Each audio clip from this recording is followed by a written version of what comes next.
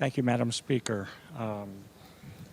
I just have a few comments, and what I'd like to do is begin with an observation, if I may. The governor's done a fine job getting us to a point of stabilization. And Connecticut, as we have proceeded through this public health emergency and arguably civil preparedness emergency, has consistently been near the top of all the performance metrics. And for that, I am personally grateful and have expressed that both to the governor's office and in turn with my constituency, because I don't believe that COVID-19 is a partisan issue. So I don't want this to be words of confrontation, and I don't want this to reflect any less on the fact that the job the governor has done to get us to this point has been a bang-up job. He's been admirable. But it's time to move forward. And that's where I'd like to ask for my colleagues' consideration. Moving forward means that we don't allow this to become a partisan, confrontational issue. As I said, I believe Governor Lamont's done a really great job at getting us to this point. We should all be grateful. The secrets, though, to Connecticut's success has been its citizenry embracing and the governor and his team leading with the very, very, very well-defined cooperation by the public. It's why Connecticut is a leader in vaccinations. It's why we have controlled the spread. It's why we should allow ourselves to emerge from the emergency powers and go back to a model which is where we were a year ago, relying on the good judgment of personal choice and leaving it to constituents as far as how they raise their children, leaving it to our school districts as far as policies that are appropriately tailored to conditions on the local level.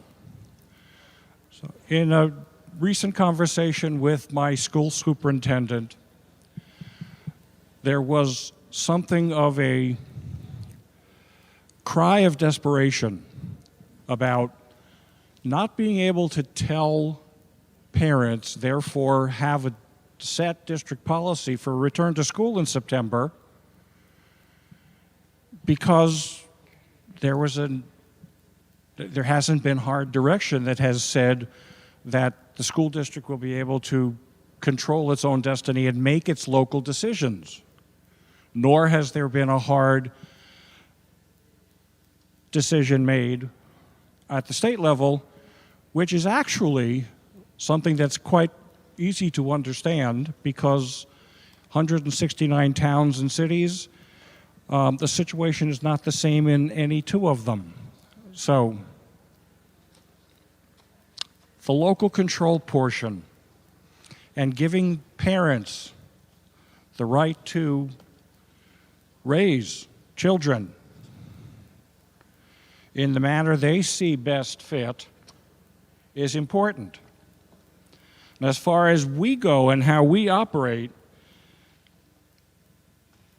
it's easy for us to talk about having three co-equal branches of state government.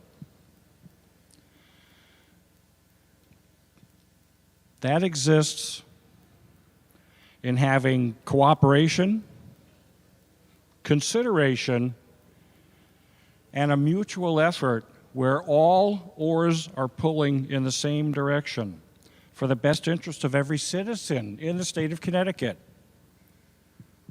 thereby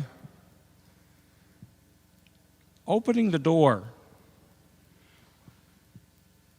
to allow the local control that helped Governor Lamont and the state of Connecticut bring us to the point of being the national leader in how we have addressed this pandemic. Another observation, in the beginning, the early stages, it seemed with the governor's office, the act of stepping up and taking on this responsibility was one that came with open doors. As a legislator, I always felt welcome to make suggestions, to make comments, to ask questions. That was a year ago. Things are not quite as open as they once were. I guess a year of being locked down, year and a half of being locked down, puts a little bit of edge onto just about everything. But we need to get back to open doors and cooperation and having caucuses that work together in concert with the governor and leverage all the power of our co-equal forms of or branches of government. So I'm looking for this emergency situation to not be continued by resolution. Quite honestly, I'd like to see the governor welcome all branches of government back to the table. It's important to do that. We have to move forward. We need to work together. We need to get our collective priorities all on the same page, because the last thing our constituents want to see is political wrangling and partisanism when it comes to a public health emergency, which we've navigated through very successfully. So we have to work together again, because in my most humble of opinions, that's what our constituents expect of us and what we owe to them. So I will be voting no to this resolution. I would be